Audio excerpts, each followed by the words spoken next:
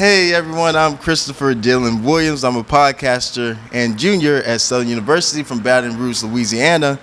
And for my future goals, I want to be a pregame reporter and podcast interviewer. Sydney, it's a blessing. Thank you for allowing me to have this opportunity. Thank you for coming. I've been doing the podcast over 3 years. So Really? basically during the pandemic, everybody was going through some type of situation. So I did a faith-based podcast. But then after that, I went to YouTube. I started doing interviews. I started interviewing athletes. And I was like, wait, I can do something with this. This is an amazing story. When I was 4, we were watching some type of lacrosse, some type of weird sport. I don't know. It might have been Quidditch. But I was like, man, maybe I could be a sports analyst. And now I'm doing it. And I'm excited. 37 games, 2019, he tore his meniscus. Right. So this man is about 285 pounds. 6'7", Definitely big not guy. the normal build for a basketball player. That's basically like a football player. His weight is the problem, and It also is. being in New Orleans, because you got soul food, you got all type of Cajun food that. So you think he's Yeah. putting on a little weight due to the fact that where he is? Yes. To be honest, if he was in somewhere like New York with his brother R.J. Barrett from Duke, he'll be able to have other healthier options. There's something, Sydney, called respect, and Chris Olave is a grown man. And what Derek Carr did, he yelled at Chris Olave, but he overthrew him out of bounds, and he yelled at his teammate. So I'm like, why do that, man? It's a respect thing. If he went into somebody's face and told him, okay, you did it wrong, you did it bad, cursed him out, you need to back up. It seems to be to Christian Kirk for the touchdown. I think they just gave up. I think they're just tired of the offense. They're tired, man. You can't just expect the defense to do all the work and the offense can't produce. It's kind of like Southern. Our offense has struggled this year. Oh, but we our can get into defense that. is carrying us. So, Yeah. so number 87, Justin Monroe, Yep. dropped an essential pass that we needed to win the game. So going back into the offense, do you think that they just need to completely, especially going into the draft this upcoming year, just get new people, or at least whenever it's trade season around, to start trading the players? Yes, most definitely with Derek Carr. Derek Carr is a wannabe quarterback. Well, starting quarterback, as you may say. Derek Carr has only won one playoff, and Mickey Loomis thought, oh, let's pay him $150 million. Okay, so he hasn't produced for playoff. He hasn't produced with the Raiders. So what makes you think he's going to produce with the Saints? Why couldn't Jameis Winston have the opportunity? Now, mind you, Jameis Winston, when healthy, was 5-2 in 2021.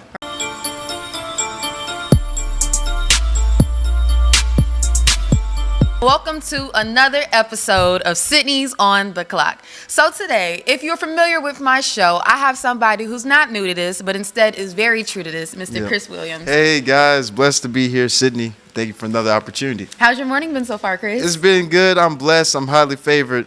C.J. Stroud had a historic game. Tampa Bay Buccaneers quarterback Baker Mayfield. C.J. Stroud broke 470 yards, Sydney, a passing record. This has never been done. Quarterback. To be honest, this is Brady-esque, Patrick Mahomes-esque type work. And C.J. Stroud, if he keeps doing this, once Patrick Mahomes leaves, he will be that guy. Good morning. I am Christopher Dylan Williams. I want to talk about Josh Giddey. Now, according to NBA.com, Josh Giddey allegedly had an inappropriate relationship with a young lady. And I have to tell you this. Josh Giddey should not be playing. Ja Morant flashing the gun on Instagram. Miles Bridges putting hands on his wife. And I feel like the NBA deserves some backlash towards this. I feel like with the NBA, they're showing that it's okay to hit your wife. It's okay to have inappropriate relationships. And it's not okay. I just believe in my heart that morals go beyond race. It goes beyond the person. If you do the crime, you do the time. No matter what race you are, no matter what color you are, no matter how much money that you make. You're back with Sydney's on the clock. Eric, bro, what are your NFL positions? NFC South, AFC South. What team looks terrible, and what team um, has the dogs basically? What is going on with the Panthers, man? They fired 3 coaches in the last 2 seasons, right?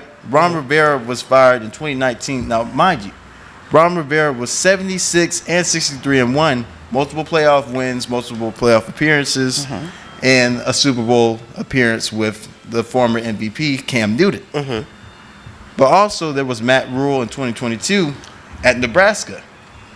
He was only coached for 5 games. Yeah, and he was gone. So what's going on, bro? What are your thoughts about that? How you doing? How you doing? This is the Chris Williams Show. I'm your handsome, slender host, Christopher Dylan Williams. I'm elated and I'm blessed to have you here today. We have my good friend Kyle Frazier, Georgia Southern commit and former O-lineman for the Savannah State University. Thank you all for being on the stream. I am Christopher Dylan Williams, mass communication and sports broadcasting major. How you doing? How you doing? This is the Chris Williams Show. I'm blessed and I'm elated to have you here. Today, we have Avion Smith, former Miami of Ohio, MAC MVP of the championship versus Toledo. Man, it's a blessing. I'm elated. Thank you. Going into back in the day, 2019, 2020, you were a 3-star, man. So you had offers from Albany, South Carolina State, and Army. So why Miami of Ohio? Was it because of the family atmosphere? Was it close to home? Or is just you just felt like this was the place to be where you can actually have a career and make a legacy? Hey man, no problem. It's good to be here. Yeah. So man, Miami of Ohio has had the most winning season this season. And how did y'all get there? What was the process and what how did y'all put the work in to get there? Yeah, I mean fall camp over the summer, spring ball, all that stuff. We had a lot of new transfers, so it was important to be on the same wavelength as a team. We had a lot of good guys, key contributors to the team. We had a great defense, great special teams. A little switch in the offense with our head coach was calling the plays. Former offensive coordinator had went to go to Minnesota, so it was just something we all had to be on the same page for, and we worked hard in the off season and in the during camp, all that stuff. It correlated to the champion getting to the championship game for sure. So man, during the MAC championship game, y'all were in the nail biter versus Toledo. It was close to the end of the fourth quarter where y'all got everything going. So Right. what was going through your mind in the championship and coming to a close during the game? 4-minute offense, we work on it a lot. So just being able to take what the defense gives us and run the clock out, make sure we take care of the ball. That was the main thing. No turnovers. We couldn't turn the ball over at that crucial time of the game. So us taking care of the ball, running the clock out, and putting some points on the board to put them in a tougher position for sure. Do you feel like because y'all won the championship that you have stamped a part of your legacy that will be immortalized at Miami of Ohio?